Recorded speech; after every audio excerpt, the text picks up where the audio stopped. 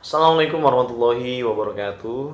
Perkenalkan, nama saya Muhammad Ridwan Faisal. Asal saya dari Bogor. Saya mahasiswa PJJ PAI Syekh Nurjati kelas A40. Adapun nomor induk mahasiswanya 22811319663. Insya Allah saya di sini mau sedikit menyampaikan materi ilmu studi Al-Quran mengenai ilmu qiraat Al-Quran sebagai tugas ujian akhir semester studi Al-Quran.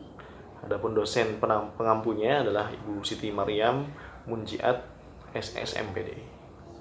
Baik, saya di sini akan menjelaskan pertama mengenai pengertian qiraat. Ya. Secara etimologis, qiraat merupakan bentuk jamak dari qiraah, ya, yang berarti bacaan. Adapun definisi qiraat menurut istilah cukup beragam. Ya, hal ini disebabkan oleh keluasan makna dari sisi pandang yang dipakai oleh para ulama tersebut.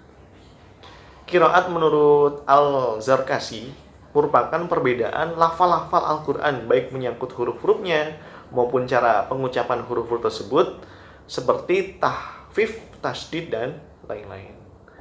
Selanjutnya, Al-Jarqoni memberikan pengertian qiraat sebagai suatu madhab yang dianut oleh seseorang imam dari para imam qurra yang berbeda dengan lainnya dalam pengucapan Al-Quranul Karim dengan kesesuaian riwayat dan turuk darinya, baik itu perbedaan dalam pengucapan huruf-huruf ataupun pengucapan bentuknya. Jadi dari pengertian Al-Jarqoni tersebut dapat beberapa kata kunci, ya, yang bisa dibicarakan, yang bisa dibacarakan dalam qiraat yang harus kita ketahui.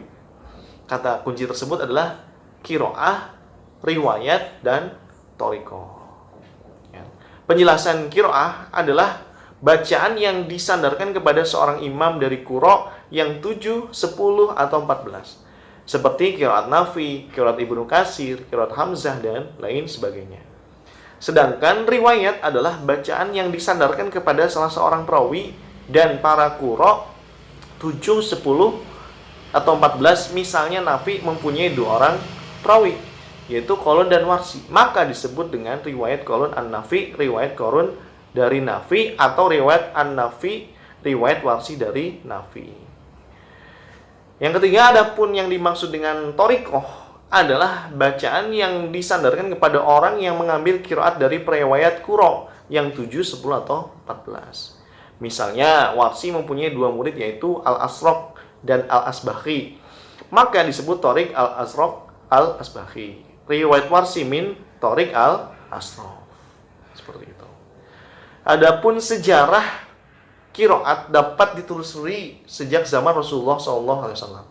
Karena memang Rasulullah lah yang mengajarkan semua qiraat yang beliau terima dari Allah Subhanahu wa taala kepada para sahabat. Kemudian para sahabat tersebut melazimkan atau membiasakan bacaan tersebut kepada yang lain. Mengingat bacaan Nabi SAW itu beragam, maka dari kalangan sahabat tersebut yang menerima bacaan ada yang 1 huruf dan juga ada yang berbeda dengan sahabat yang lainnya. Dengan sebab ini pernah terjadi suatu perbedaan, suatu perselisihan antara Sayyidina Umar bin Khattab dan sahabat Hisham dalam membaca surat Al-Furqan. Jadi ketika itu Hisham pernah mengimami sholat dengan surat Al-Furqan yang bacaannya berbeda dengan bacaan Umar. Umar mendengar bacaannya Hisham, geger, merasa kaget. Loh, kok dia bacanya seperti ini? Bacaan apa ini? Tidak pikir panjang, oleh Umar ditarik langsung ke hadapan Nabi. Melalui sorbannya ditarik, seperti itu. Kemudian Umar bilang kepada Nabi, "Nabi, ini Hisham kok bacaannya nyeleneh, bacaannya beda, bacaannya aneh. Dia baca apa ini?" Kemudian Nabi bersabda, "Silakan Hisham, kamu baca surat Al-Furqan itu." Terus dibaca, terus juga Nabi menyuruh pada Umar, "Hei Umar, juga kamu baca bacaan surat Al-Furqan yang kamu ketahui." Memang bacaannya beda, tapi Nabi bersabda, "Wahai Hisham, wahai Umar, kedua bacaanmu itu sama-sama benarnya." Kata Nabi seperti itu. Karena Allah menurunkan Al-Quran itu dengan 7 bacaan, atau yang dikenal dengan sebutan qiraatu sab'ah. Itulah sejarahnya seperti itu. Berikut para imam qiraat yang terkenal dalam sebutan qiraatus sab'ah ya. Jadi imam itu ada 7 ya, imam qiraah itu. Yang pertama adalah Nafi Al-Madani. Nama lengkap beliau adalah Nafi ibnu Abdurrahman ibnu Abu Nuaim Al-Laisi. Lahir pada tahun 70 Hijriah atau 689 Masehi. Wafat pada tahun 1169 Hijriah ya. Meninggalnya di Madinah. Yang kedua adalah Ibnu Katsir Al-Makki.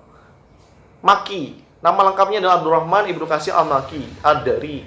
Lahir pada masa Khalifah Muawiyah tahun 45 Hijriah, wafatnya pada tahun 120 Hijriah. Yang ketiga adalah Abu Amr Al-Basri. Nama beliau adalah Abu Amr Al-Basri Ammar At-Tamimi. Beliau lahir di Mekah, namun tumbuh di Basrah. Ya. Beliau lahir pada tahun 68 Hijriah dan wafat pada tahun 154 Hijriah. Yang keempat adalah Abdullah ibnu Amir Asyami. Nama lengkapnya adalah Abdullah ibnu Amir As-Sobi, lahir pada tahun 8 Hijriah.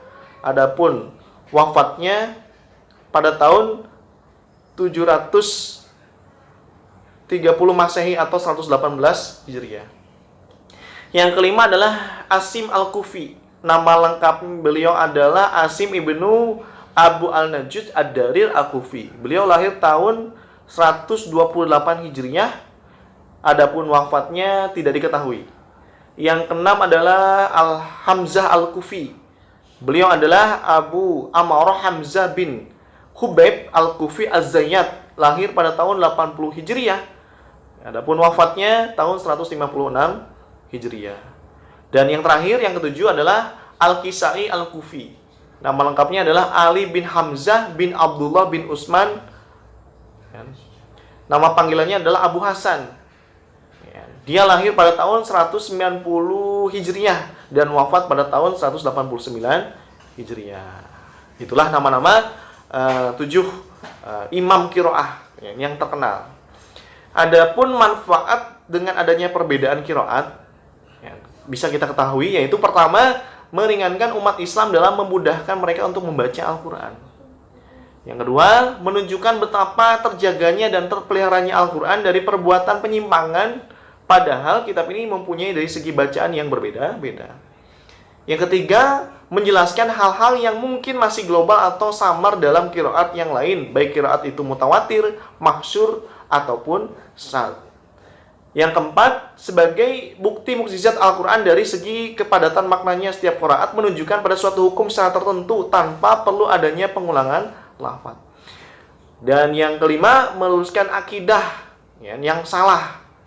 Yang keenam, bisa menunjukkan keutamaan dan keilmuan Nabi Muhammad, umat-umat pendahulunya, karena kitab-kitab yang dulu hanya turun dengan satu segi, satu kilat saja, dengan Al-Quran yang turun dengan beberapa qiraat. Nah, itulah manfaat-manfaat kita di dalam mempelajari ilmu qiraat. Meskipun ada perbedaan di dalam qiraatnya. Insya Allah seperti itu. Alhamdulillah. Terima kasih atas perhatiannya. Apabila ada kata-kata saya yang kurang berkenan, saya mohon maaf yang sebesarnya. Terima kasih. Wassalamualaikum warahmatullahi wabarakatuh.